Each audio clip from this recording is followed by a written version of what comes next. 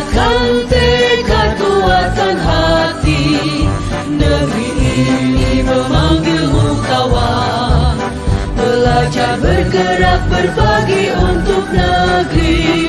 Guru penggerak majukan pendidikan, guru penggerak menghamba pada murid. Kreatif rancang pembelajaran, hargai potensi, tingkatkan prestasi. Lahirkan profil pelajar Pancasila.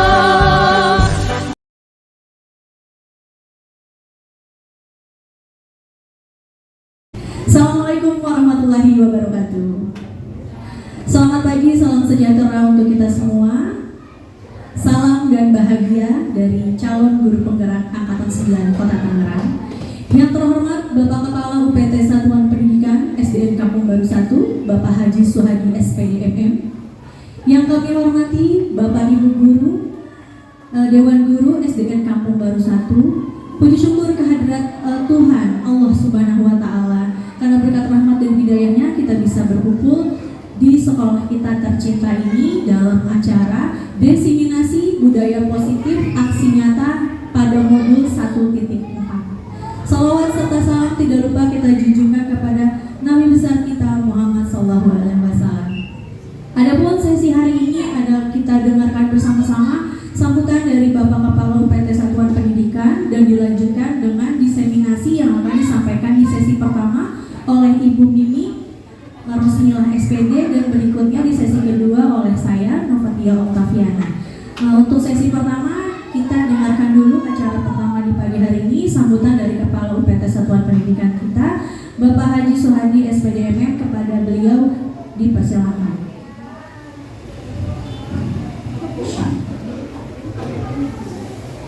Assalamualaikum warahmatullahi wabarakatuh.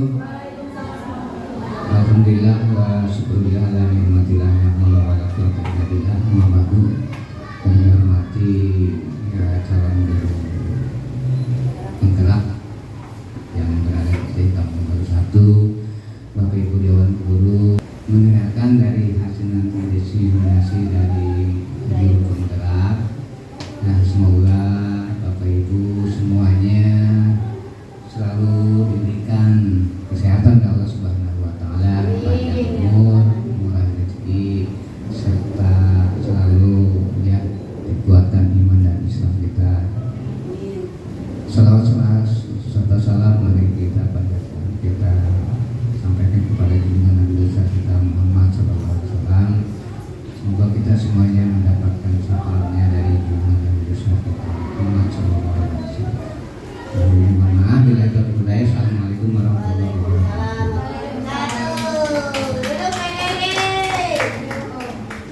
Baik, terima kasih kepada Bapak Haji Suhadi. Assalamualaikum warahmatullahi wabarakatuh. Waalaikumsalam warahmatullahi wabarakatuh. Oke, kalau misalkan biar semangat di pagi hari ini ya, ibu-ibu.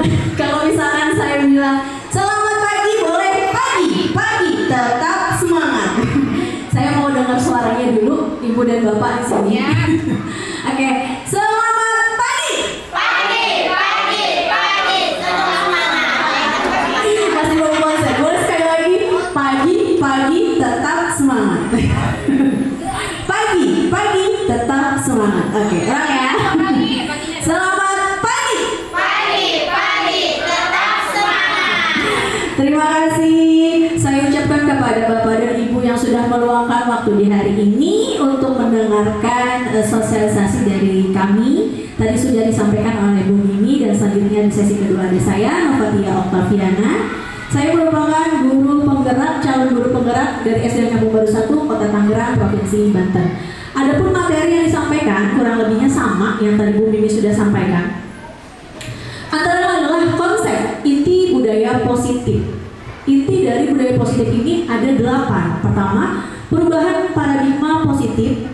Kedua, disiplin positif, nilai-nilai kebajikan, kebutuhan dasar manusia, motivasi perilaku manusia, posisi kontrol guru, keyakinan kelas, dan segitiga restitusi. Nah, di awal perubahan paradigma positif. Nah, saya mau tanya, boleh ya Bapak dan Ibu?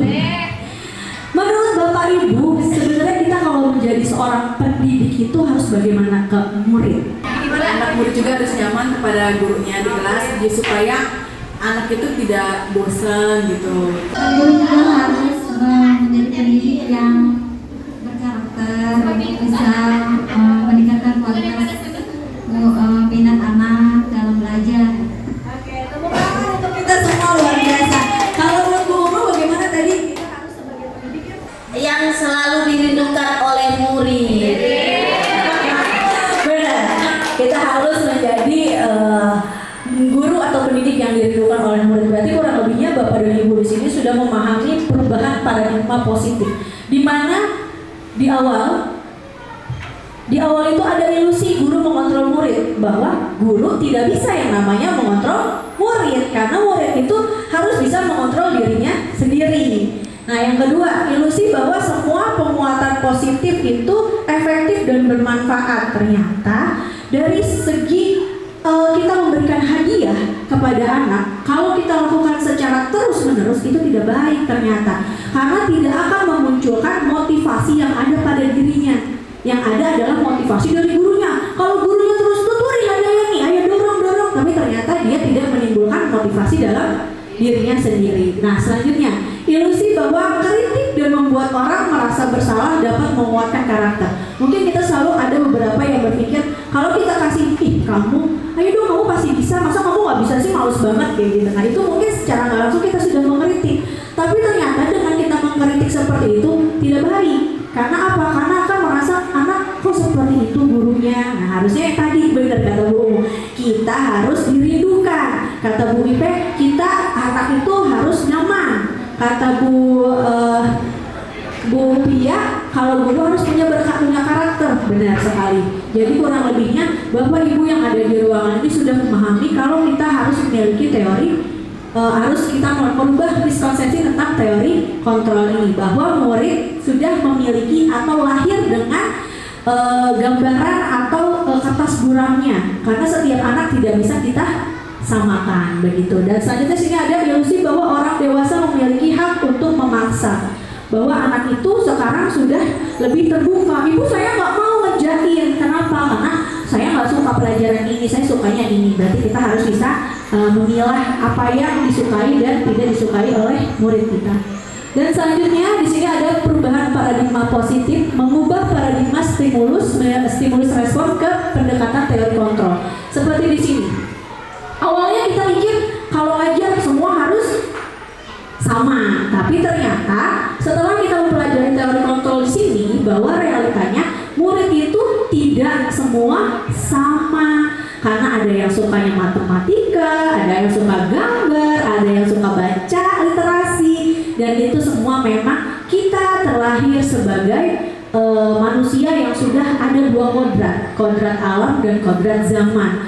Nah, anak ini kita sebagai pendidik kita harus lebih mendekatkan lagi bagaimana sih anaknya maunya seperti apa, metode pembelajarannya seperti apa. Nah, di awal kemarin kita sudah dapat pelajaran juga bahwa kita harus membuat asesmen diagnostik non-kognitif untuk kita bisa tahu bagaimana anak tersebut maunya seperti apa, minat dan bakatnya di mana, kurang lebihnya seperti itu. Dan selanjutnya di sini ada disiplin positif. Nah, disiplin ini banyak menurut Ki Hajar Dewantara. Kalau misalkan disiplin itu pertama berasal dari bahasa Indonesia. Disiplin mengacu pada disiplin diri yang memiliki tanggung jawab. Berarti dia harus ada tanggung jawab dalam dirinya sendiri dan memiliki nilai-nilai yang diyakini bahwa itu baik untuk dirinya. Nah, menurut Ki Hajar Dewantara bahwa sesungguhnya anak itu atau murid itu harus merdeka. Tapi bagaimana bisa merdeka? Ya, ini kita harus mendisiplinkan atau anak itu harus disiplinnya yang kuat untuk bisa memerdekakan mereka. Selanjutnya di sini ada tujuan pendidikan, menciptakan murid yang memiliki disiplin diri sehingga mereka berperilaku mengacu kepada nilai-nilai kebajikan universal.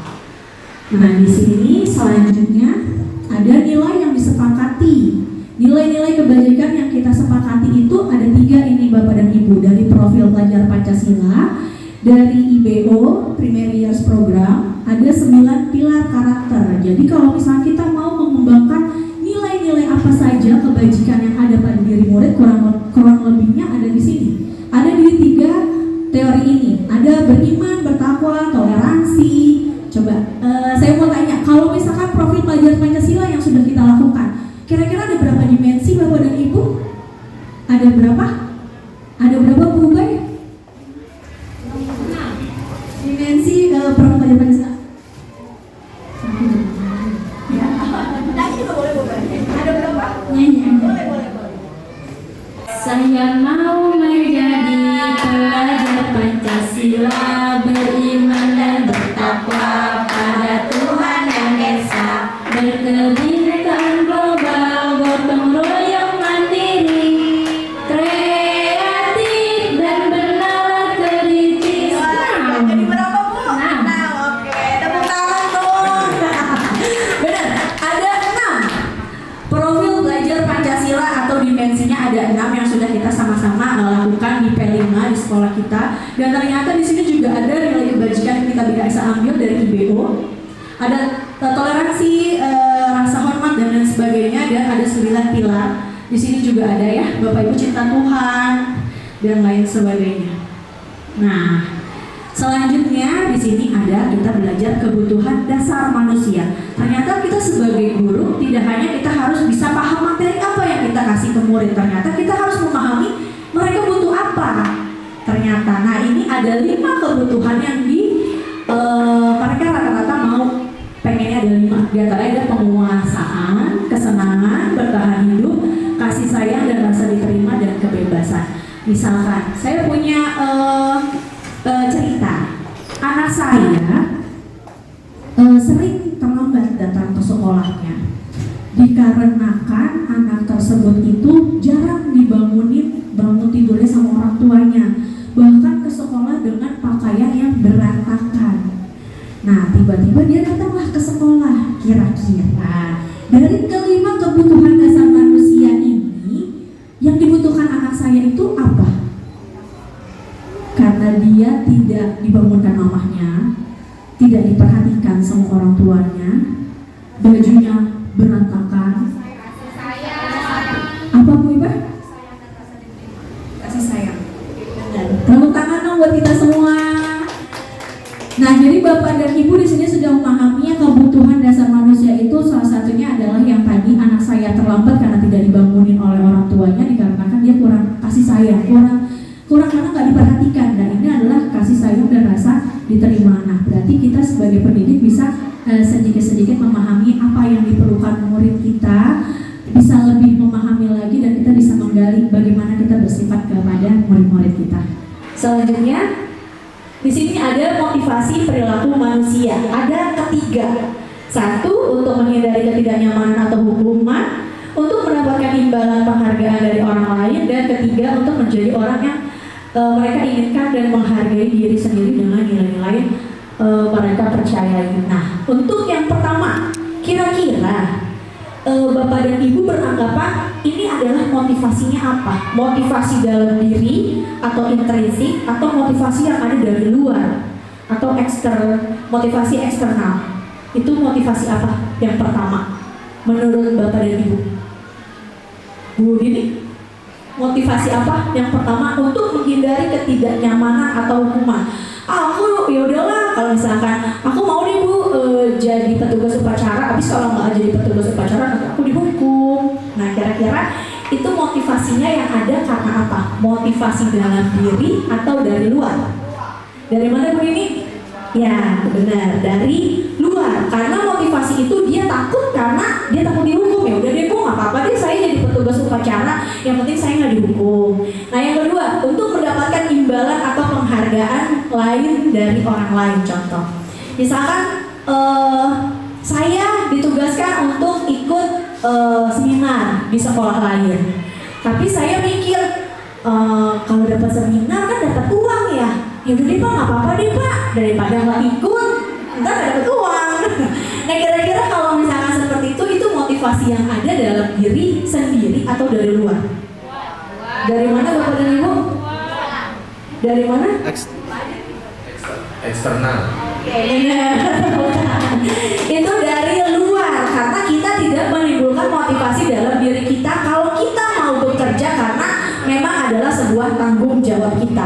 Nah, selanjutnya di sini ada untuk menjadi orang yang mereka inginkan dan menghargai diri sendiri dengan nilai-nilai yang mereka percaya. Kira-kira pada motivasi yang ketiga ini mengacunya kepada eksternal atau internal? Apa Bu? Internal, benar. Tepuk tangan untuk kita semua, luar biasa Bapak Ibu guru SD kamu baru 1 ya. Benar, di sini kita harus menghargai diri kita, bahwa kita harus menghargai diri kita. Kita bertanggung jawab dengan tugas kita, itu adalah motivasi yang timbul dengan sendirinya dari diri kita sendiri. Dan selanjutnya di sini ada konsep disiplin dengan identitas gagal. Jadi kalau beranggapan awal kita memberikan hukuman itu adalah benar, ternyata ketika saya mempelajari pada modul 1.4 kita menghukum itu kita masuknya adalah identitas gagal, bahwa anak tidak harus selalu dihukum dalam melaksanakan kesalahannya. Dan kedua, penghargaan yang tadi saya awal, ketika anak kita minta tolong, Pak tolong Rizka misalkan, Dinda minta tolong belikan air, terus kita kasih uang, nanti ibu kasih uangnya 2.000. Ternyata hal seperti itu tidak baik. Karena apa? Karena dia akan merasa dia ya udah biasa, kalau disuruh sama ibu mau deh, kita dapat uang 2.000 lumayan gitu. Tapi ketika kita tidak memberikan, dia ada rasa kecewa. Ya kok nggak dikasih? Padahal aku udah bantuin gitu. Ternyata setelah saya mempelajari ini, saya tidak baik seperti itu. Begitupun sebenarnya Bapak Ibu, saya dalam pembelajaran di awal saya menggunakan reward card, di mana ketika anak bisa saya kasih bintang.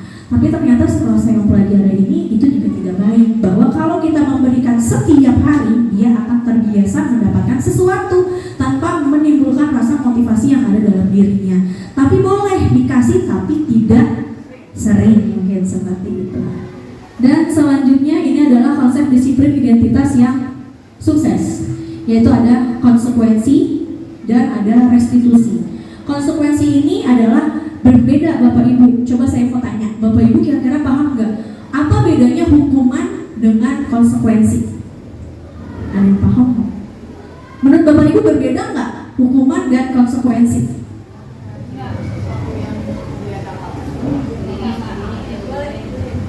Kalau konsekuensi itu yang saya pahami adalah kalau kita misalnya tidak melakukan sesuatu, konsekuensi yang kita dapat mungkin lebih, oh ya kalau misalnya saya nggak kerjain ini, saya nggak tahu nih misalnya di sini tuh ada apa gitu. Kalau misalnya kita nggak kerjain, kalau misalnya kita kerjain kan mungkin kita udah tahu, oh udah paham gitu. Cuma kalau misalnya kita nggak kerjain, biasanya kita tidak paham, seperti itu sih. Tepuk tangan untuk Bu Dini, terima kasih. Pak Adit mungkin mau tentang hukuman dan konsekuensi.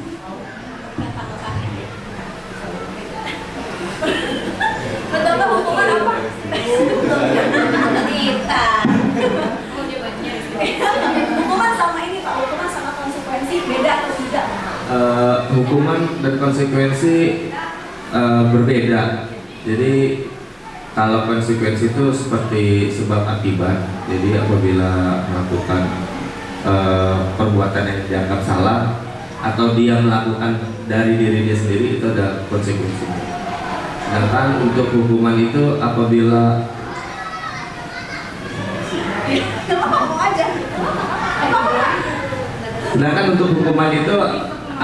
dia melakukan baik itu dalam diri dia sendiri ataupun apa yang dilakukan dari luarnya, itu termasuk hukuman. Baik, benar. Jadi gini Bapak dan Ibu, hukuman dan konsekuensi dua hal yang sangat berbeda. Karena hukuman itu kita lakukan dengan spontan. Oh kamu nggak masuk nih, ya udah kamu lari dulu deh lapangan 2 kali baru masuk ke sini. Nah itu hukuman.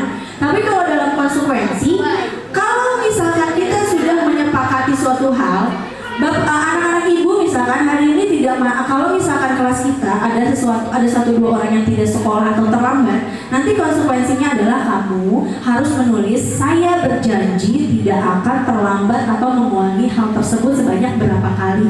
Nah itu karena sudah disepakati. Karena bagaimana sepakat? Karena suatu kesepakatan itu adalah yang kita namakan sebagai sebagai konsekuensi. Jadi hukuman spontan, konsekuensi sudah kita buat lebih dahulu seperti itu. Dan restitusi. Nah, restitusi ini adalah kita memecahkan suatu masalah, tapi tidak dengan hukuman, dengan menjudge mereka, tapi lebih ke kita mendengarkan apa sih, kenapa sih, seperti itu. Oke, selanjutnya di sini ada perbedaan hukuman dan konsekuensi yang tadi ya Bapak dan Ibu. Hukuman yang tadi apa? Spontan. Kalau konsekuensi kita sepakati, dan restitusi ini kita menanyakan keyakinan kelas kita. Dan selanjutnya ini ada 5 posisi kontrol. Coba saya mau tanya sama Bapak Ibu di sini, kira-kira Bapak dan Ibu di sini sudah ada di posisi kontrol mana? Kalau misalkan penghukum yang tadi kita sering menghukum anak dengan tidak memberikan konsekuensi tapi spontan, membuat merasa bersalah karena kamu sih nggak ngerjain PR, ibu kan jadi ini gitu. Terus ada menjadi teman, ayo dong bantuin ibu dong biar cepet nih sekolahnya pulangnya misalkan gitu. Atau di posisi pemantau, kita memantau, kalau kamu nggak melakukan kita kasih konsekuensi. Dan di akhir adalah sebuah manajer di mana kita itu harus melaksanakan yang kita lakukan itu, tapi tidak boleh menghukum atau memberi konsekuensi, tapi lebih kita mau mendengar. Kira-kira Bapak Ibu di sini sudah ada di posisi yang mana? Bu Opi boleh di posisi mana? Mungkin bisa sebagai teman kali ya, karena dengan teman itu jadi anak bisa nyaman dan dia bisa memberikan keluh kesahnya, seperti itu kurang lebih. Terima kasih Bu Opi ya. Rata-rata mungkin di sini kita mengajar anak itu kita anggap sebagai teman kita, karena ayo dong, karena menurut kita posisi teman adalah anak itu akan nyaman dan tidak takut daripada kita ada di posisi penghukum merasa bersalah begitu ya. Oke. Alangkah lebih baiknya kita juga sama-sama Ibu, saya juga belajar untuk sekarang untuk menjadi di posisi manajer walaupun ini butuh kesabaran. Dengan posisi manajer iya, dengan posisi manajer ini kita harus membuat dulu yang namanya keyakinan kelas. Kira-kira Bapak dan Ibu di sini sudah punya keyakinan kelas? Bu Umu udah punya keyakinan kelas di kelasnya? Sudah ada? Bu, nggak apa-apa, tapi kan kita bisa menanyakan Bu, bagaimana kita membuat sebuah keyakinan kelas. Oke, keyakinan kelas saya mau tanya lagi, kira-kira peraturan dan keyakinan kelas apakah berbeda atau sama? Peraturan dan keyakinan. Kita buat secara bersama. Dibuat secara bersama, kesepakatan masing-masing murid. Keyakinan itu ya keyakinan pada diri kita sendiri. Keyakinan kalau kita tuh bisa. Benar. Oke, gini Bapak dan Ibu. Kalau misalkan peraturan, ketika kita menjelaskan atau mendengar kata suatu peraturan pasti identik dengan apa? Kalau kita melanggar peraturan, hukuman atau sanksinya. Tapi kalau keyakinan, kita menimbulkan rasa tanggung jawab yang ada pada diri kita sendiri. Makanya sekarang itu tidak ada yang namanya peraturan kelas, tapi berubah namanya menjadi sebuah keyakinan kelas. Karena untuk meyakinkan dalam diri anak-anak kita bahwa mereka harus bertanggung jawab dengan sesuatu yang sudah kita sepakati bersama, seperti itu.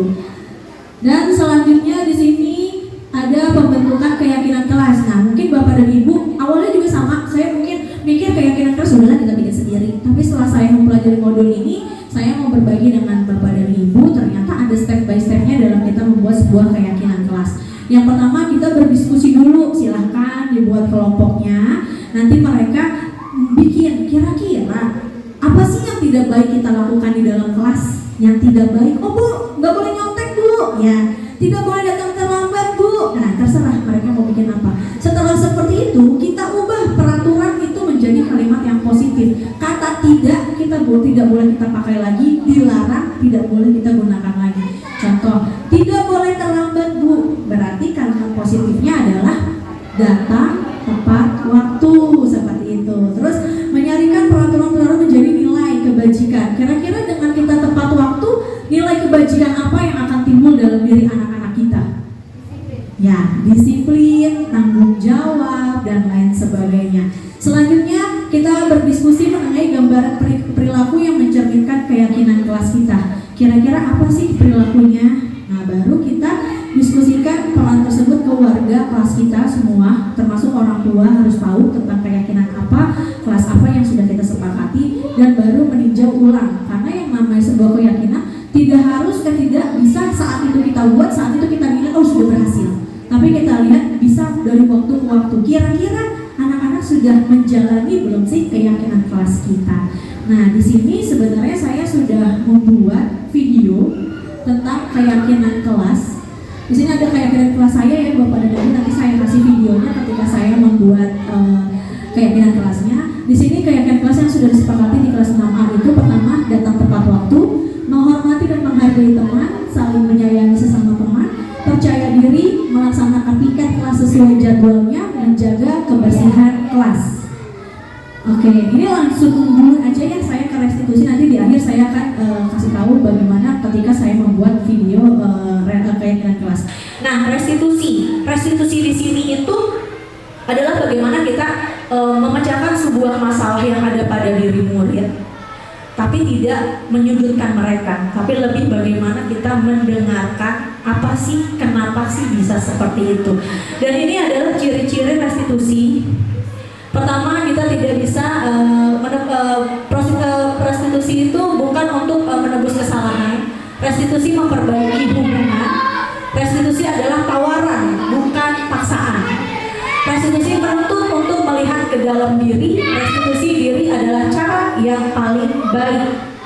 Dan selanjutnya di sini restitusi itu ada, kita belajar tentang segitiga restitusi, di mana kita menstabilkan identitas. Nah, misalkan Bapak dan Ibu mendapati anak yang habis berantem, karena baru saja tadi juga saya ada anak saya berantem. Anak saya berantem, saya mencoba untuk melaksanakan segitiga restitusi ini. Yang pertama, saya menstabilkan identitas bahwa yang namanya bercanda antara dua orang siswa atau beramai-ramai juga yang namanya bercanda nggak apa-apa, karena posisinya kita pun suka bercanda, itu menstabilkan identitas Bu. Jadi di bawah sini kita tidak menyudutkan anak. Ibu tahu, ibu juga bercanda, cuman sekarang kita lihat yuk, kira-kira bercanda kamu berakibat fatal nggak dengan teman kamu, karena kamu menonjok teman kamu seperti itu. Dan kedua, validasi tindakan yang salah. Kita dengarkan alasan kenapa sih kamu tadi nonjok si ini, kenapa sih kok kamu bisa ditonjok sama ini. Jadi kita mendengarkan dari dua belah pihak, apa masalahnya, kenapa mereka seperti itu. Nah, setelah seperti itu kita tanyakan lagi keyakinan kelas. Kita sudah sepakat dengan membuat sebuah keyakinan kelas.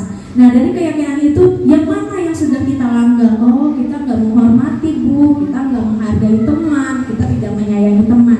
Nah, alangkah lebih baiknya kalau kamu sudah tahu keyakinan yang kamu langgar, apa yang harus kamu munculkan dari diri kamu.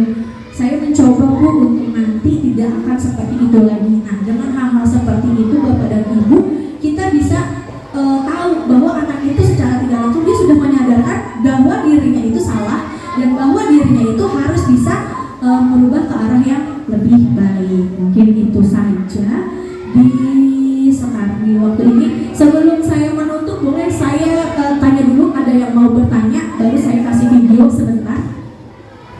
Oh, boleh Pak Adit? Saya mau izin bertanya terkait dengan segitiga restitusi ini. Tadi kan dijelaskan terkait dengan restitusi ini menyelesaikan masalah siswa, misalkan seperti yang tidak mengerjakan PR, kita tanya alasannya apa dan bagaimana gitu. Dan hal-hal yang lainnya masalahnya. Apakah segitiga restitusi ini bisa diterapkan kepada anak SD? Sedangkan anak SD ini kan pemikirannya belum dewasa Bu ya.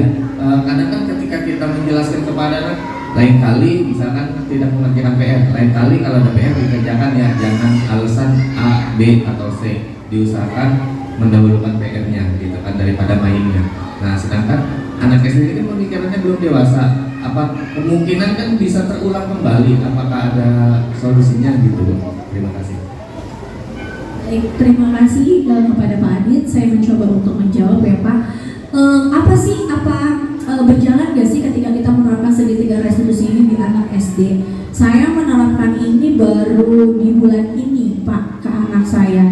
Yang pertama saya buat video memang, yang kedua ternyata memang Dan anaknya itu juga. Setelah saya sudah terapkan segitiga restitusi ini, bahwa dalam kenyataannya dalam melaksanakan segitiga restitusi ini tidak langsung anak itu berubah bapak dan ibu, tapi harus kita biasakan dengan pembiasaan, karena sesuatu itu kalau kita laksanakan dengan biasa-biasa dan kebiasaan-kebiasaan hampir setiap hari, insya Allah anak itu akan merubah sifatnya dan sikapnya, akan memberikan karakter yang lebih baik. Mungkin seperti itu Pak. Jadi jawabannya mungkin lebih ke pembiasaan. Bila anak itu masih melakukan, kita selalu sounding, tapi bahwa maksudnya bahwa di sini saya menekankan lebih ke pembiasaannya untuk kita terapkan bersama-sama agar anak-anak itu terbiasa. Oh iya, saya sadar diri saya memang tidak boleh seperti itu. Jadi biar motivasi dalam dirinya, intrinsiknya itu keluar untuk dia meyakini dirinya saya harus bertanggung jawab. Mungkin seperti itu. Gimana Pak Adit? Oke, terima kasih dan Bapak dan Ibu. Ini saya berikan sedikit contoh dari keyakinan kelas saya sebentar aja, mungkin bila Bapak dan Ibu mau melaksanakan nanti di dalam kelasnya.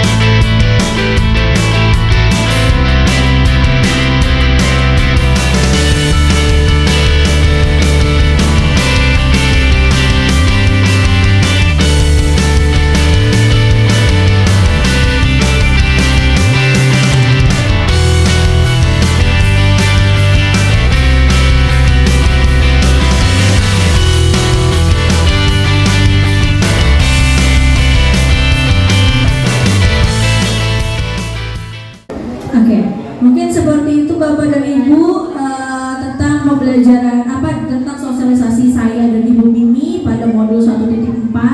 Insya Allah video di siang hari ini akan saya lampirkan di aksi nyata kita berdua. Nanti bisa dilihat di PMM kita dan YouTube kita. Mungkin itu saja. Terima kasih. Mohon maaf bila ada salah-salah. Terima kasih banyak atas waktu yang sudah diluangkan. Wassalamualaikum warahmatullahi wabarakatuh.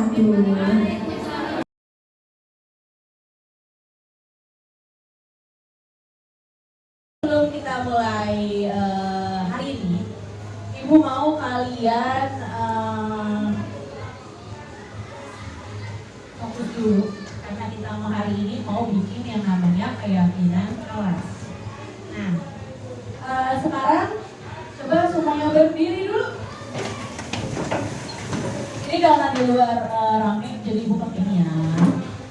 Oke, konsentrasi dulu di pagi hari ini. Kalau Ibu bilang mata, semua megang mata, oke? Lihat teman-temannya, kalau ada yang ngasih salah takutnya nanti belum fokus, oke? Ibu bilang selamat pagi dulu ya, nanti kalian bilang apa? Pagi, tetap semangat. Selamat pagi! Pagi, tetap semangat. Oke. Sekarang coba pegang telinganya. Lihat Ibu semua. Pegang matanya. Pegang kakinya. Pegang kepalanya. Pegang matanya.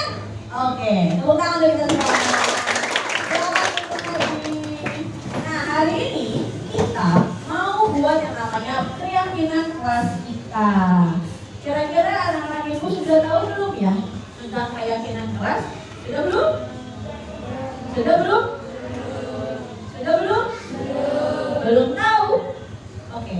Kira-kira sebelum Ibu mulai kegiatannya ada yang mau tanya dulu nggak? Yang mau bertanya? Oke. Mau tanya apa Ilham? Apa sih Bu keyakinan kelas itu? Oke. Ilham mau tanya apa itu keyakinan kelas? Ada yang tahu nggak nih anak Ibu keyakinan kelas itu apa? Tahu? Ya, oke. Jelasin ya. Keyakinan kelas itu adalah kesepakatan yang kita buat di dalam kelas kita sesuai dengan kesepakatan bersama.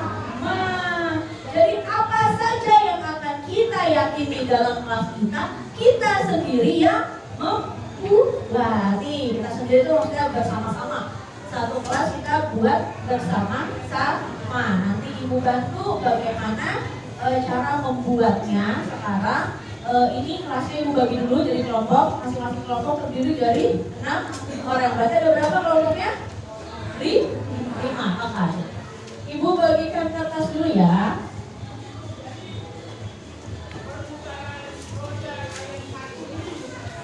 Silakan dipegang, bantuin Ibu, saya bagiin dulu. Bantuin bagiin dulu saya ke teman-temannya. Kalau lebih kasih Ibu. Bantuin bagi dulu saya.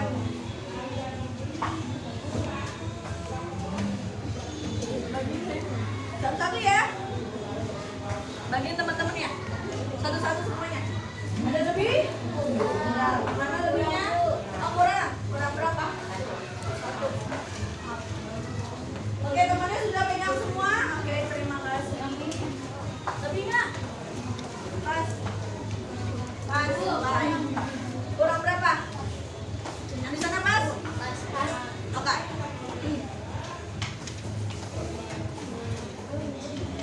Masing-masing siswa semua anak-anak Ibu sudah pegang kertas. Oke, itu namanya sticky note ya. Jadi Ibu mau kalian diskusikan bersama teman-teman kalian nih, apa saja sih yang kira-kira tidak baik kita laksanakan di dalam kelas kita. Ada yang mau kasih contoh hal yang tidak baik di dalam kelas kita apa? Apa saya? Berantem. Oke, berarti tidak boleh berantem. Oke, nggak apa-apa. Tulis kalimatnya dulu dari kalimat peraturan kelas. Jadi kira-kira apa sih peraturan yang tidak boleh dikerjakan, nanti kita akan berubah menjadi keyakinan. Karena peraturan sekarang sudah tidak ada. Sekarang harus kita buat namanya keyakinan kelas. Yuk silakan ditulis. Masing-masing kelompok itu nanti boleh beda-beda. Apa sih kira-kira yang tidak boleh kita laksanakan atau yang tidak baik kita laksanakan di dalam kelas? Tadi Akbar sudah bilang nggak boleh berantem Bu. Oke, nggak boleh berantem. Terus apa lagi? Kelompok sana yang nggak boleh kita lakukan apa? Yang tidak baik kita laksanakan di dalam kelas? Apa? Tidak boleh? Boleh. Oke, ditulis ya. Kelompok sini kira-kira apa yang tidak baik kita laksanakan di dalam kelas? Tidak boleh mencontek, benar. Oke, kelompok ini. Tidak berisik saat belajar. Tidak berisik saat belajar. Oke, yang kelompok ini.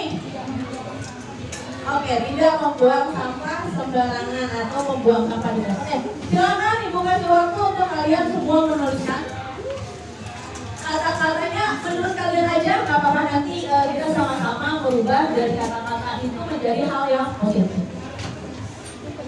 Ada yang mau tanya lagi nggak sampai sini? Ya, beda-beda nggak apa-apa, nanti kita tempel gitu kan. Kira-kira ada yang mau tanya lagi nggak? Sudah paham instruksi yang dari Ibu kasih? Sudah? Oke. Satpamas ketua-ketuanya aja, ambil punya teman-temannya. Tempel sebelah sini saya. Ini kelompok 1, 2, 3, 4, 5. Sini. Kelompoknya hadir. Tempel bawah saya.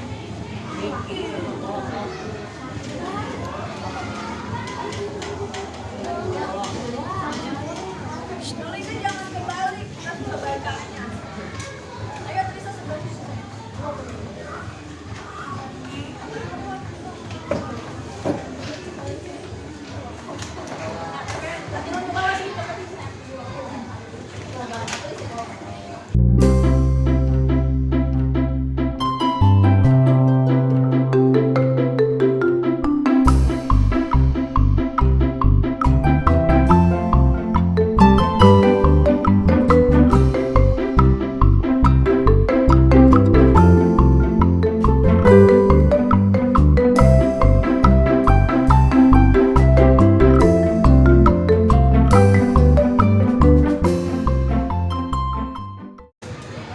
Oke, ini semua anak-anak Ibu sudah menulis satu-satu apa yang tidak diperbolehkan atau yang tidak baik dilaksanakan dalam kelas. Sudah? Sudah? Sudah? Sudah. Oke, lihat ada di depan sini. Yang ini kelompok 1, kelompoknya Hadi. Yang ini kelompok 2, kelompoknya Bisa. Kelompok 3, kelompok Ibnu, kelompok 4, kelompok Cahya, dan kelompok 5-nya ada kelompoknya Yudi ya. Oke. Yudi dan Aldiana. Oke. Ke depan semua anak-anak ibu, yuk kita baca dulu. Kira-kira apa sih yang tidak baik kita laksanakan dalam kelas dari kelompoknya Akbar ya? Yang pertama, mencontek. Oke. Terus yang ini, tidak boleh berantem, tidak boleh ngobrol saat guru menjelaskan. Oke.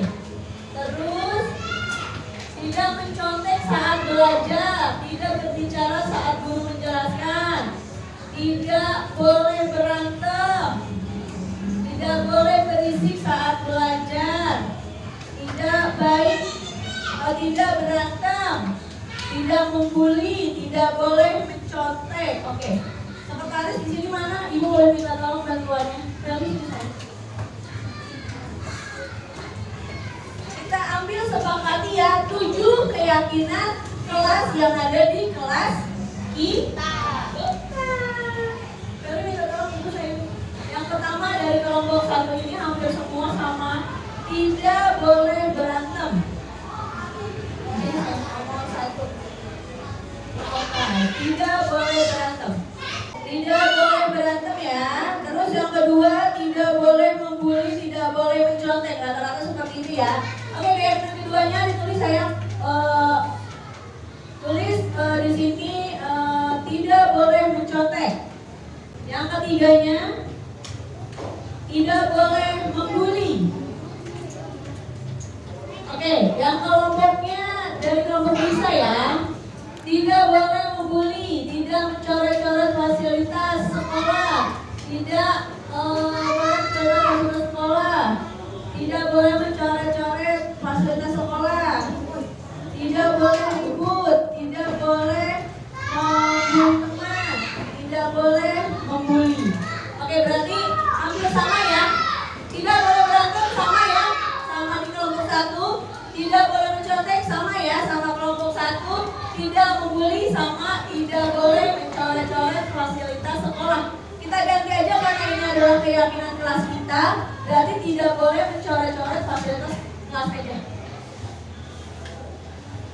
Dari kelompoknya Ibnu, tidak mencontek, tidak membuli, tidak boleh membuli, tidak boleh mencontek, tidak mencontek, tidak berantem, sama ya. Tidak membenci ya. Sama, tidak berantem sama teman. Oke, sama ya. Kelompoknya Cahya, tidak membuli, tidak mencontek, tidak ngomong kotor. Oke, berarti sama ya, bentuknya tidak membuli saya. Tadi kita tulis lagi, tidak membuli teman ya, berantem, membuang sampah nih. Tidak membuang sampah sembarangan. Tidak membuang sampah sembarangan. Selanjutnya tidak boleh membuli teman, sama. Tidak boleh bertengkar, sama. Tidak boleh membuli teman, sama. Oke, sekarang ibu baca kelompoknya Aldiana ya. Tidak boleh ngomong saat guru menjelaskan. Oke, tidak boleh bersih saat belajar ya. Tidak boleh terlambat saat ke sekolah. Oke, tambahin pel. Tidak boleh terlambat saat ke sekolah. Selanjutnya tidak berisik, sama ya. Tidak berisik, tidak berisik saat jam pelajaran. Oke, sama semua ya. Jadi ada 6 poin yang semuanya hampir sama. Yang pertama apa? Boleh bacain sama-sama?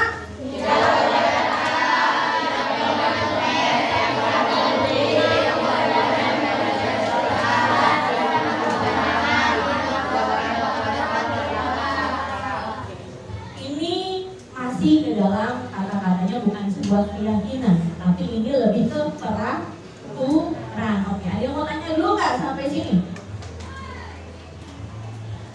Ada yang mau nanya? Ada yang mau nanya? Ya, mau tanya apa saya?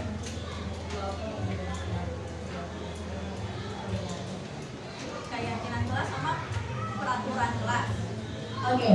Tadi Ilham kan bilang keyakinan kelas apa Bu? Apa tadi Ibu bilang Kesepakatan kita semua yang ada di kelas 6A. Oke, berarti tulis di atasnya. Kita bikin keyakinan kelas 6A.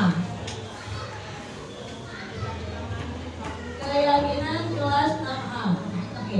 Sekarang Fajar tanya, apa sih Bu bedanya keyakinan dengan peraturan? Oke. Dengerin ya. Kalau peraturan itu lebih ketika kamu melanggar berarti kamu akan mendapatkan sanksi. Kalau kamu terlambat nanti ada sanksi, kamu nggak boleh pakai sepatu selama pelajaran misalkan. Itu contoh dari sebuah peraturan. Karena yang adanya peraturan pasti ada yang namanya sanksi. Nah, kalau seperti itu berarti tidak memunculkan rasa di dalam diri kalian masing-masing itu tanggung jawabnya, mandirinya, kepercayaan diri kalian. Nah, sekarang ibu mau anak-anak ibu itu memunculkan apa yang ada di diri kalian, tanggung jawabnya, rasa percaya dirinya, mandirinya, gotong royongnya, menghargainya, menghormatinya dengan apa? Ini keyakinan kelas. Keyakinan adalah sesuatu yang sudah kita yakini dan kita sepakati bersama. Tidak ada konsekuensi, tidak ada sanksi, tapi kalian akan timbul dalam diri kalian sebuah motivasi untuk kalian yakin, untuk kalian bisa menepati semua yang sudah kita sepakati. Oke, ini kata-katanya masih belum kata-kata positif, karena ini menjurus kepada sesuatu yang kalau kita langgar akan mendapatkan sanksi. Sekarang kita mau merubah kata-kata yang tidak ini kita ganti dengan kalimat positif. Jadi boleh minta tolong saya. Kita sebelah sini aja ya. Ini Bu geser dulu. Tulis di samping aja saya. Kalimat positif di sebelah sini. Kalau di sebelah sana sama. Bisa kayak kecil-kecil saya. Kalimat positif. Kita akan rubah kalimat positifnya menjadi kalimat negatif yang ini akan menjadi kalimat positif. Oke. Kira-kira kalau tidak boleh berantem, kalimat positifnya apa? Kalimat positifnya apa? Kalau berantem itu kita menghargai, menghormati teman nggak? Nggak. Berarti kalimat positifnya apa? Menghargai dan menghormati teman. Atau di sini tulis. Oke, yang kedua, tidak boleh mencontek. Harusnya apa kalimat positifnya? Percaya diri. Kira-kira kalau mencontek percaya nggak sama diri? Nah, berarti kayak yang jelas kita adalah percaya diri. Iya, percaya diri. Karena orang yang mencontek berarti dia tidak percaya sama dirinya, makanya dia jadinya mencontek. Oke, nomor 3, tidak boleh membuli. Berarti apa? Kata-katanya menjadi kalimat positifnya. Maksudnya ke sini ya, tetap nomor 1 ya. Menghormati dan menghargai teman. Kalau kita membuli atau kita mengejek, apakah kita menghargai teman? Apakah kita menghormati teman? Tidak? Nah, berarti kita tambahin boleh ya di sini. Saling sayang menyayangi. Jadi kalau kita sayang sama teman berarti kita tidak akan menyakiti teman kita. Kalau mau ngomong kasar, walaupun dia udah kayak usilin kita, tapi kan karena sayang, jangan kayak gitu dong, kan lagi ngerjain PR, kan lagi ngerjain tugas, kamu jangan gitu ya. Jadi jangan mengatai teman dengan kata-kata kasar. Oke, tidak. Nomor 4 sayang, tidak boleh mencoret-coret fasilitas kelas. Berarti kalimat positifnya menjaga kebersihan kelas. Oke, nomor 5, tidak membuang sampah sembarangan. Berarti apa? Membuang sampah pada tempatnya. Oke. Atau kalimat positifnya karena untuk keyakinan kelas kita mengerjakan tiket. Bagaimana? Kan kita tidak boleh buang sampah sembarangan kan? Ini udah ada di sini kan, menjaga kebersihan kelas. Berarti di sini bisa membuang sampah pada tempatnya atau keyakinan kelas kita menjalankan piket kelas sesuai jadwal. Oke, yang terakhir, tidak boleh terlambat saat ke sekolah. Berarti apa? Kata-kata positifnya. Oke, datang tepat waktu. Oke, tulis well, datang tepat waktu. Sekarang, ini kan ada 6 ya. 1, 2, 3, 4, 5. Oke, 4 ini bareng-bareng. Kira-kira nomor 1, silakan amati nomor 1 di sini. Menghormati, menghargai teman. Kira-kira nilai-nilai kebajikan apa yang ada di sini? Itu jelas ya. Yang kedua, percaya diri. Berarti nilai kebajikannya apa? Yang ketiga, saling sayang menyayangi teman. Kelompok sini ya. Itu kalimat atau nilai kebajikannya apa? Yang 4, kelompok 4 sini, menjaga kebersihan kelas. Yang di ujung, kelompok 5, melaksanakan piket kelas sesuai jadwal. Kira-kira nilai kebajikannya apa ya? Silakan didiskusikan dulu, nanti perwakilannya angkat tangan maju ya. Silakan didiskusikan dulu, Ibu kasih waktu 5 menit. Oke, sekarang anak-anak ibu. Oke, ini terima kasih. Silakan bergabung dengan temannya. Tangan dong buat kalian buat ibu.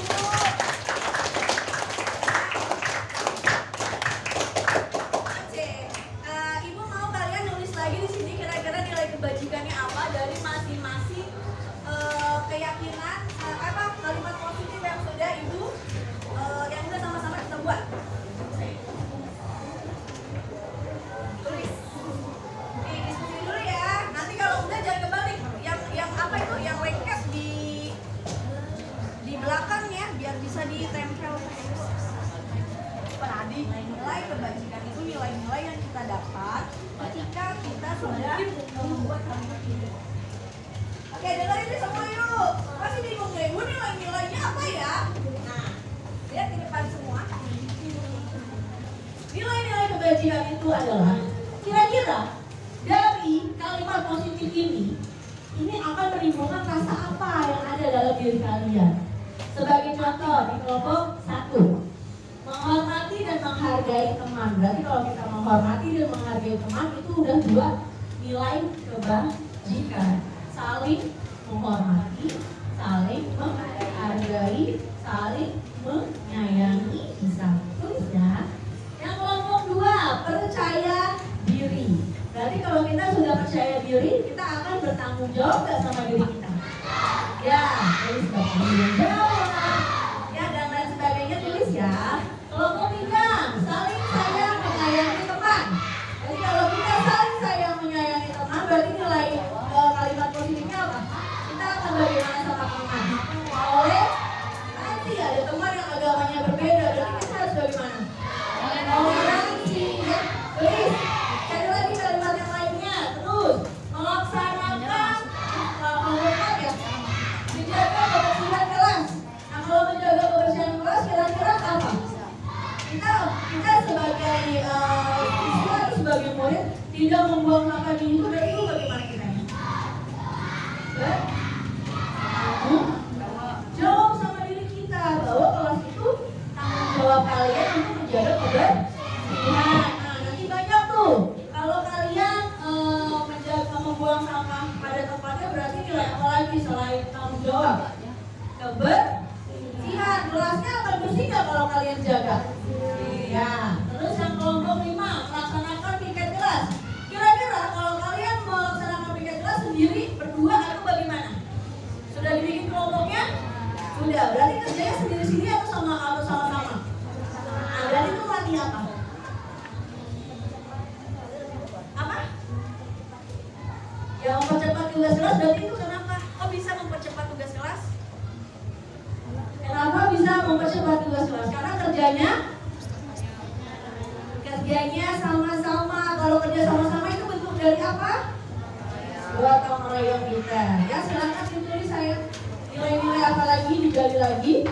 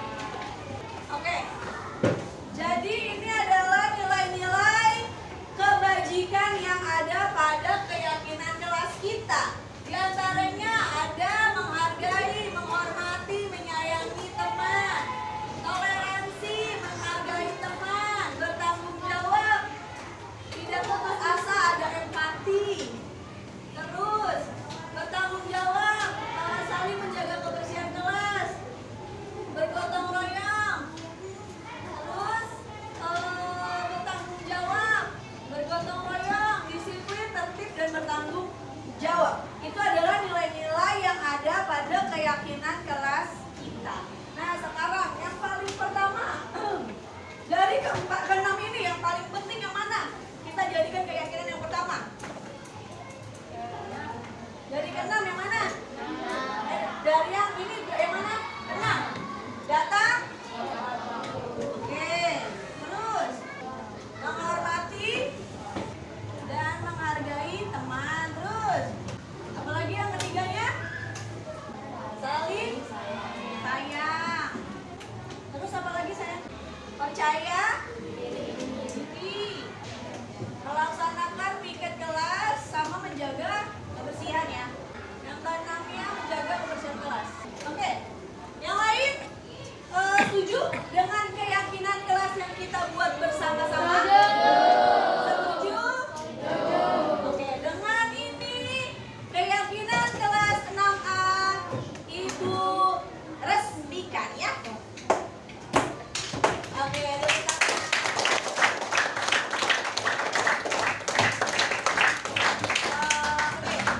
berarti karena ini adalah keyakinan yang kita buat bersama, berarti ini keyakinan harus kita laksanakan. Dalam pelaksanaannya, Ibu akan mengevaluasi apakah anak-anak Ibu di sini semua murid sudah melaksanakan keyakinan kelas ini atau belum. Berarti kalau ada teman yang berantem, dia sudah menjalankan keyakinan kelas atau belum? Jika ada temannya yang tidak mengerjakan PR atau mencontek, apakah dia sudah menjalankan keyakinan kelas kita? Berarti silakan baik-baik. Nanti ini akan Ibu ketik dan Ibu akan kirim ke grup kalian, biar orang tua kalian juga